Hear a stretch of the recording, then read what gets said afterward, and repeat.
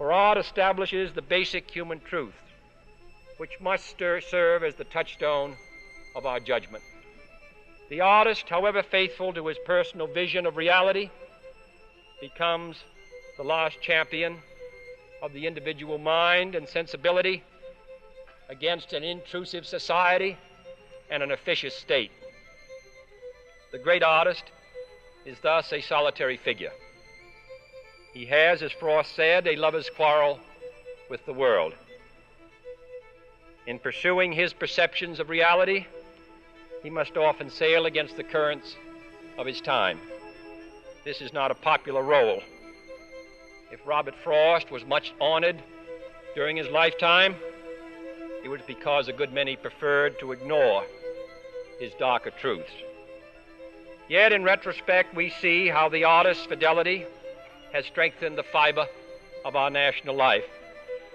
If sometimes our great artists have been the most critical of our society, it is because their sensitivity and their concern for justice, which must motivate any true artist, makes him aware that our nation falls short of its highest potential.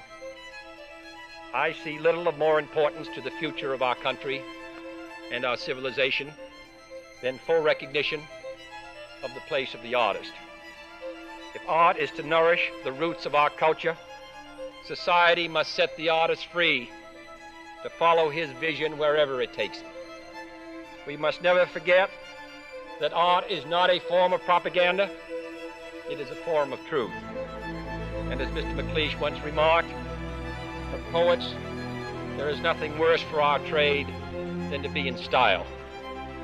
In free society, art is not a weapon, and it does not belong to the sphere of polemics and ideology.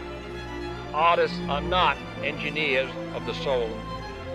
It may be different elsewhere, but democratic society, in it, the highest duty of the writer, the composer, the artist, is to remain true to himself and to let the chips fall where they may. In serving his vision of the truth, the artist best serves his nation.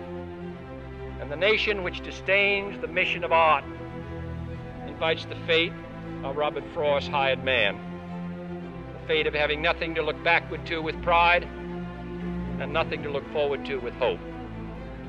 I look forward to a great future for America, a future in which our country will match its military strength with our moral restraint, its wealth with our wisdom, its power with our purpose.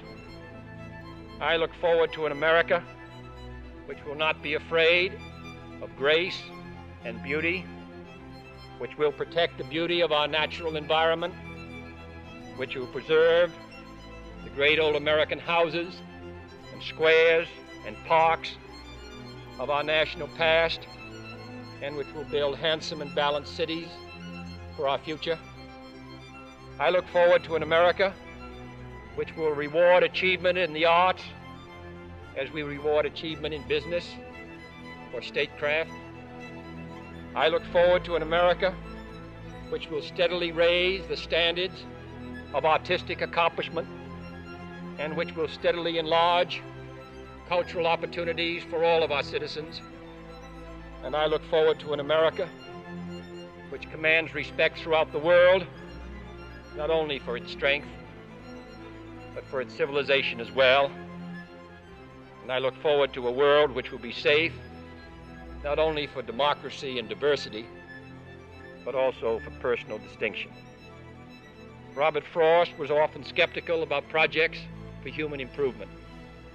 Yet I do not think he would disdain this hope.